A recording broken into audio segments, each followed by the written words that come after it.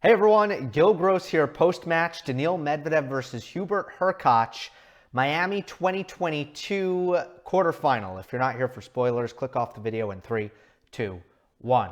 Defending champion Hubert Hurkacz continues to defend as he passes this quarterfinal test of Daniil Medvedev, wins it in 2 sets, 7-6, 6-3.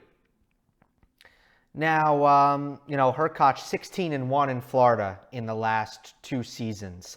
And I need to start with that because this was a classic example of why we see Hurkacz play so well in Florida. At least one of the reasons is because he will never really be deterred by heat and humidity. And today in Florida, 80 degrees, 70% humidity, approximate numbers there, and Hurkacz still had a lot of spring and a lot of energy. In fact, he was pretty tightly wound up. He was pretty emotional out there and intense, maybe too intense.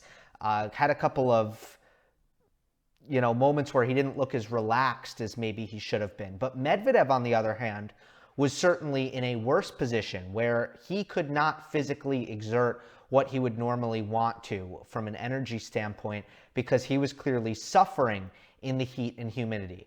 Again, Hubert Hurkacz trains in Delray Beach, Florida with Craig Boynton. These are the kinds of conditions that if you acclimatize yourself to, you get used to them and they end up not affecting you. When you play people who are from Florida, who live in Florida, they're not out there like, oh, I'm dying out here. No, they're fine. They're used to it. So these are the kinds of days where training in Florida can really, really pay off.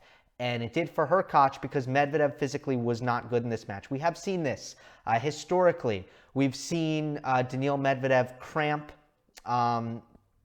in the North American swing. At a couple of points, we saw him really struggle with the heat and humidity at the Tokyo Olympics last year. It's not that Medvedev has a huge problem here. I don't think it's a major pattern, but in very oppressive conditions, it has been something that we've seen already a couple times, and it's ultimately one of the reasons that and his draw. I looked at a terrible potential matchup in RBA, a terrible potential matchup in Hubert Hurkacz always plays him close. And I forget who he played early on, another difficult matchup. And that's why I ultimately didn't pick him to the semifinals. It is Hurkacz who takes him out. Of course, RBA lost to Brooksby. That was also, I think, a difficult matchup for Daniil. He handled it beautifully, played a great match.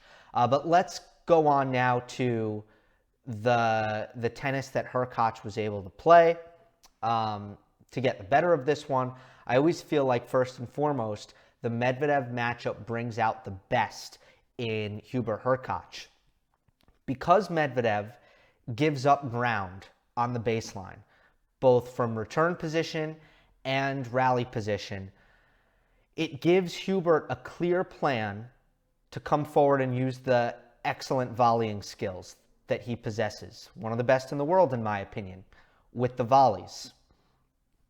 Of course, more time to close the net, more difficult passing shots to make from further back if you're Daniil Medvedev, and more court to drop short volleys into, the drop volley, which is the number one modern singles volley in today's game is the drop volley. So for all these reasons, we know it is easier to get to net, it's easier to attack the net against a player who is further back. Hubert knows that. The game plan is very simple. At every opportunity where you are going to attack the net, we are going to use some serve volley. There were a couple of occasions, I wish he did it more, where he even returned the second serve and came straight in behind it, which was a great play in my opinion. But even just probably what we see the most often is serve, approach, volley. Just that pattern, instead of using the serve plus one forehand, which is going to get neutralized by Medvedev. Medvedev neutralizes a lot of the best serve plus one players in the world. But when Hubert just hits that first shot as an approach shot, it helps finish the points. And, maybe Hurkacz doesn't approach on the third shot, but he approaches on the fifth shot. Whatever it be, when at first opportunity to come forward, he does so. and that avoids the neutral rallies, which Medvedev wins in this matchup. He's a much better baseliner. It started to turn when Medvedev started to really feel it physically in the second set. But in the first set, Medvedev won shots 5 through 8 and 9 plus. In the second set, 5 through 8 turned, and Hurkacz ends up with the advantage of that for the match. But 9 plus shots were 15-8 Medvedev. Daniil is, again, a much better baseliner for many, many reasons. So it's how can Hubert take that out of the game? And he did that in one way, which is attack the net. He did that in a couple other ways, which is serving great. That's another way. And the stat that I track all the time with Daniil Medvedev, you guys know this, is serves unreturned, where I think Medvedev is almost always the better player, regardless of who he plays, on first serves unreturned. We remember in Toronto, for example, he beat John Isner in first serves unreturned, and he beat Riley Opelka in first serves unreturned. Guess what? He lost to Hurkacz today. Hurkacz, 55% first serves unreturned. Great number against Daniil. Daniil, terrible number, 19% first serves unreturned. Now, he just didn't serve well today. Did not serve as well as he usually does. It was more evident on the second serve, where his speeds were way down. Again, I think just physically wasn't feeling his best. Maybe it was illness. Maybe it wasn't just the heat and humidity, but I tend to think, the heat and humidity was what made him sick. I think that's kind of my, not a full-out assumption, but, what I suspect, at least. And it could be a real illness, but he, I think it's not uncommon that heat and humidity makes you feel really sick. So when you're out there playing. So second serve was bad. Way too many double faults for Medvedev. Slow speeds. And guess what? Hurkacz didn't return it very well. The second serve returns were not great from Hurkacz. So, I like to give players credit if they put a ton of pressure on the server and then the server double faults. I like to credit the returner. This was not one of these cases, but it just wasn't a good second serve performance or first serve performance from Medvedev, because the first serve percentages were way too low. They were atrocious in the first set. They were a little bit better, but still not up to his average in the second set. So Medvedev got outserved here. He got outserved returned here.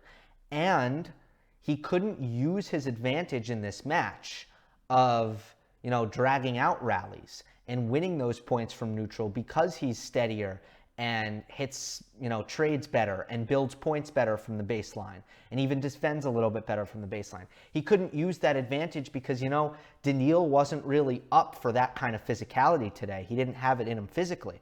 So now you have quick bang, bang points, Hurkacz coming to net, serving better. Medvedev wants the points short anyway, so he's a little bit less consistent, going for a little bit more, allowing Hurkacz to actually win some points with his defense, which, generally you wouldn't see as much against Medvedev, because Medvedev at his best really doesn't miss many shots, so defense isn't really gonna get you anywhere.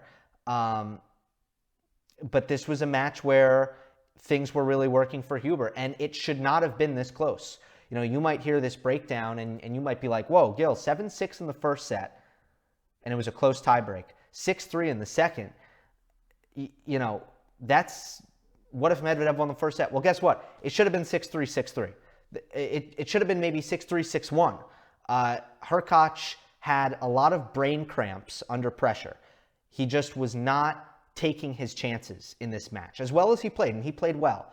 There were just a lot of moments where he missed returns on big points, and a lot of moments where he missed forehands on big points. He ultimately came through. He was the better player today, but it would have been a more one-sided affair had Hurkacz been just a little bit more clutch.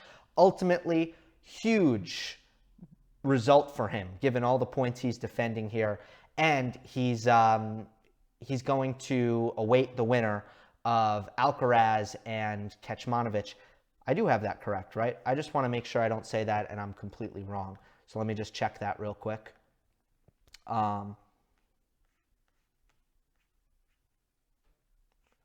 He faces the winner of, yes, Alcaraz and Kecmanovic in the next round. That's all I got. Hope you enjoyed. Don't forget to subscribe. I'll see you next time.